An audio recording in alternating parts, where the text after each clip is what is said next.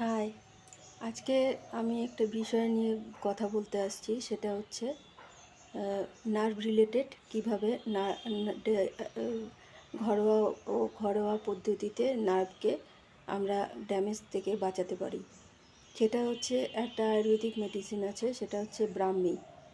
ব্রাহ্মী হচ্ছে এমনই একটা মেডিসিন যেটা হচ্ছে সায়েন্টিফিক্যালি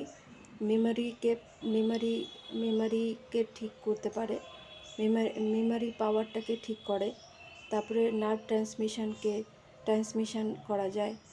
তারপরে এর মধ্যে এমন একটা কম্পাউন্ড আছে যেটা হচ্ছে ব্যাকোসাইডস বলে একটা কম্পাউন্ড আছে, যেটা হচ্ছে যেটা হচ্ছে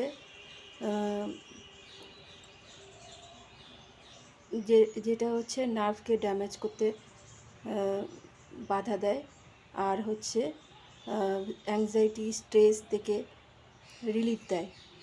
তো সুতরাং আমার কাছে তো মনে হয় ব্রাহ্মীটা খুবই কাজের একটা হার্বস, যেটা হচ্ছে নার্ভকে ভালো রাখার চেষ্টা করে। তো কেউ কেউ ব্রাহ্মী হচ্ছে তেলও লাগায় মাথাটা ঠান্ডা রাখার জন্য। তো তেলও খুব ভালো জিনিস, হেয়ারকে তরতাজা রাখে, হেয়ারের গ্রোথ হয়, কালো রাখে। তো আমার তো মনে হয় ব্রাহ্মীটা খুবই একটা যত্নশীল হার্বস। তো আপনারা কি মনে করেন এটার ব্যাপারে? আমাকে নিশ্চয়ই জানাবেন। এইটুকুই।